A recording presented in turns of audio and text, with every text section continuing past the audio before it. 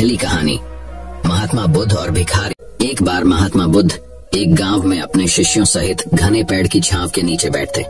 आसपास के गांव के बहुत से लोग अपनी अपनी मानसिक परेशानियां लेकर महात्मा बुद्ध के पास आ रहे थे। महात्मा बुद्ध उन सब की मानसिक परेशानियों का समाधान देते। सब लोग खुशी खुशी अपनी समस्याओं का समाधान पाकर वहां से लौट रहे थे। ही से कुछ दूर बैठा एक दुखी भिखारी खुद की किस्मत को कोसता हुआ बुद्ध के पास जाने वाले लोगों को देखकर ये सोचने लगा कि अभी कुछ देर पहले तो ये लोग दुखी मन से मुंह लटकाए उन महात्मा के पास गए थे और अब इतना खुश होकर कैसे वापस लौट रहे हैं। आखिर माजरा क्या है? जरा मैं भी जाकर देखूं कि वो महात्मा ऐसा कौन सा खजाना बांट रहा है इन लोगों को जो इनके चेहरे खुशी से लाल हो गए। जब वो दुखी भिखारी कुछ नजदीक गया तो उसने देखा कि ये महात्मा तो लोगों को प्रवचन देकर लोगों के दुहक का निवारण कर रहे हैं।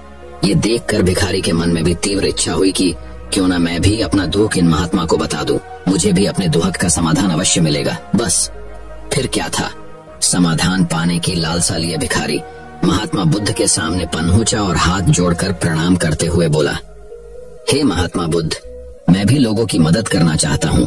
मेरी बहुत इच्छा है कि मैं लोगों की मदद करूं, लेकिन मैं मदद कैसे करूं? मैं तो बहुत गरीब हूँ, ना तो मेरे पास धन है ना ही कोई वस्तु जिससे मैं किसी की मदद कर सकूं। मैं चाहकर भी किसी की मदद नहीं कर सकता। मुझे भगवान ने इतना गरीब क्यों बनाया? हे महात्मा, मुझ पर कुछ कृपा करो। इतना बोलते हुए भिखारी रोने लगा। महात्मा बुद्ध बोले, तुम बहुत अज्ञानी हो क्योंकि तुम अब तक इस भ्रम में जी रहे हो कि तुम्हारे पास कुछ नहीं, जबकि दूसरों को कुछ देने के लिए तुम्हारे पास बहुत कुछ है। तुम बिना धन और वस्तु के भी दूसरों की मदद कर सकते हो।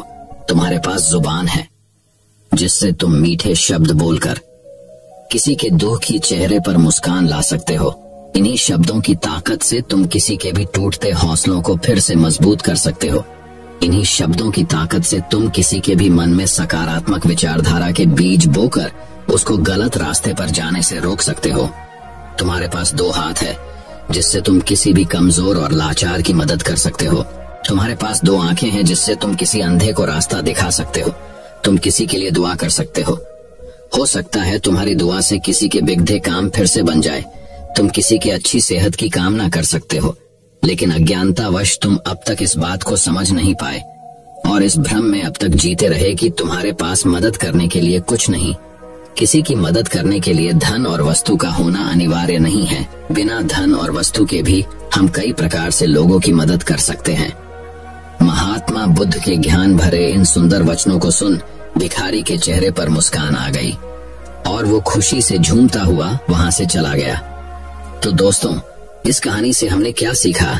आज के समय में ऐसे ही बहुत से लोग हैं जो यही सोच सोच कर दुखी होते रहते हैं कि मेरे पास ये नहीं वो नहीं, बल्कि जो है उसी में संतोष करना सीखो और बिना किसी मतलब के लोगों की मदद करो।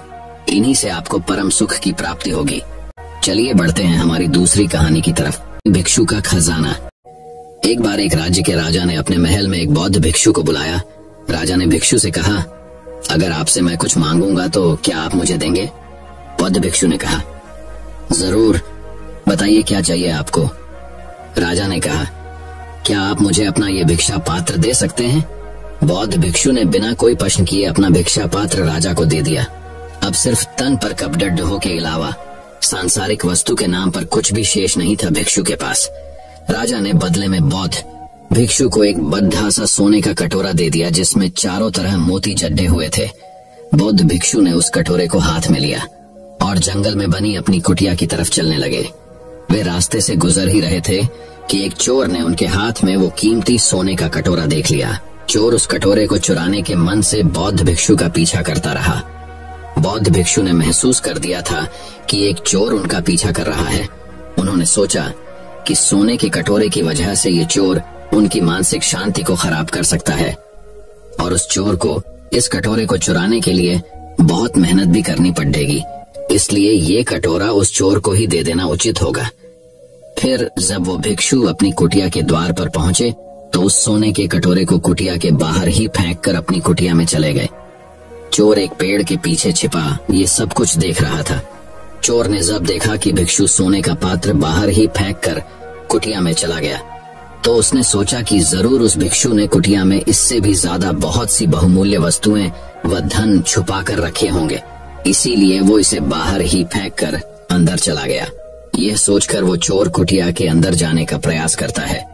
कुटिया के अंदर वो बौद्ध भिक्षु ध्यान में पूरी तरह लीन होते हैं। चोर दबे पांव कुटिया के अंदर प्रवेश करता है और चारों तरफ नजरें घुमाकर देखने लगता है, लेकिन कुटिया तो पूरी तरह से खाली थी। चोर को कुटिया में कोई भी बहुमूल्य धातु खजाना नजर नहीं आ रहा था। यह सोचकर वो चोर और भी ज्यादा आश्चर्यचकित रह जाता है। चोर मन ही मन सोचने लगता है कि जब इस भिक्षु के पास कुछ भी नहीं है तो उसने उस सोने के कटोरे को कुटिया के बाहर ही क्यों फेंक दिया। फिर उसने खुद से कहा, इससे मुझे क्या, इस साधु के पास कुछ हो ना हो, मुझे तो उस कटोरे को लेकर यहाँ से निकल लेना चाहिए। चोर कुटिया के बाहर जाकर उस कटोरे को उठाने लगता है कि तभी उसके मन में वही प्रश्न उठता है कि आखिर उस भिक्षु के पास ऐसा क्या है कि उसे इस सोने के कटोरे की परवाह नहीं। उसके अंदर इस प्रश्न का जवाब जानने की जिज्ञासा बढ़ती जा रही थी, इसलिए वो फिर से कुटिया के अंदर जाता है और जाकर बौद्ध भिक्षु के पास बैठकर उनकी आंखें खुलने का इंतजार करने लगता है। थोड़ी देर बाद जब बौद्ध भिक्षु अपनी आंखें खोलते हैं तो वो उसी चोर को अपने सामने बैठा देखते हैं जो उनका पीछा कर रहा था। भिक्षु उस चोर को देखकर मुस्कुराते हैं और कहते हैं कि तुम आ गए। चोर ने कहा, महाराज, मैंने आपका बहुत दूर से इस कुटिया तक पीछा किया। मैं बस ये जानना चाहता हूँ कि आपने उस सोने के कटोरे को कुटिया के बाहर ही क्यों फेंक दिया।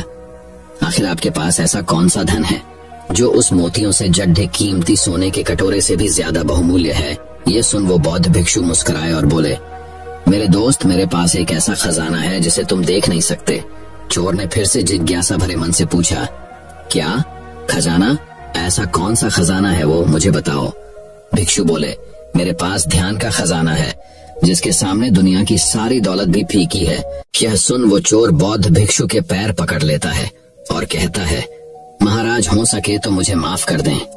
मैं एक लुटेरा हूँ और मैं यहाँ आपको लूटने के उद्देश्य से ही यहाँ आया था, लेकिन आप तो एक संत आदमी निकले। आपसे मुझे इस दुनिया की कोई धन दौलत नहीं चाहिए। क्या आप मुझे अपने ध्यान के खजाने से एक छोटा सा हिस्सा दे सकते हो ताकि मैं भी आपकी तरह शांति को प्राप्त हो सकूं? बौद्ध भिक्षु बोले, हाँ, क्यों नहीं। अगर तुम चाहो तो तुम भी मेरी तरह ध्यान के माध्यम से सुकून, संतुष्टि और शांति रूपी खजाने को प्राप्त कर सकते हो। इसके लिए तुम्हें ध्यान लगाना सीखना होगा। ध्यान में बहुत ताकत होती है। यह ऊर्जा को स्थानांतरित कर मन को स्थिर करता है, बेवजह के विचारों को खत्म कर लालसा को समाप्त करता है, और जब लालसा नहीं रहती तो मन से बेवजह के विचार समाप्त हो जाते हैं। मन परम शांति को प्राप्त होता है और अद्भुत सुकून का एहसास कर जीवन का आनंद लेता है। ध्यान करने के लिए तुम्हें एक शांत, सुरक्षित और आरामदायक स्थान का चुनाव करना होगा। फिर वहां जमीन पर एक चटाई बिछाकर उस पर चौखट मारकर बैठ जाना है। तुम्हें अपने रीढ़ की हड्डी सीधी रखनी है, आंखें बंद करनी है और गहरी सांस लेनी है। तुम्हें अपनी दोनों हथेली अपने घुटनों पर ऊपर की तरह रखनी है। इसे ध्यान मुद्रा कहते हैं। तुम्हें अपना ध्यान अपनी सांसों की तरफ केंद्रित करना है। तुम्हारी सांसें जितना ज्यादा छोटी और गहरी होती जाएंगी, तुम उतना ही ज्यादा ध्यान के सागर में डूबते जाओगे। तुम्हें अपनी हर एक आने जाने वाली सांस पर ध्यान केंद्रित करना है। अगर तुम्हारे मन में बार बार विचार आ रहे हैं तो इसका मतलब तुम सांसों पर ध्यान केंद्रित नहीं कर रहे। धीरे धीरे तुम्हारे मन से विचार समाप्त होते होते शून्य हो जाएंगे। मन बहुत हल्का महसूस होगा। यह ध्यान का वह स्तर होगा जब तुम्हें परम शांति और आनंद की अनुभूति होने लगेगी। यही गहरे ध्यान की अनंत अवस्था है। ये 1 या 2 दिन में नहीं होगा, इसका प्रयास तुम्हें रोज करना होगा। चोर ने अब चोरी डाका छोड़ रोज नियमित रूप से ध्यान लगाना शुरू कर दिया।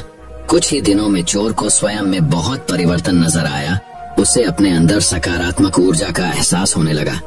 चोर का जीवन पूरी तरह से बदल चुका था।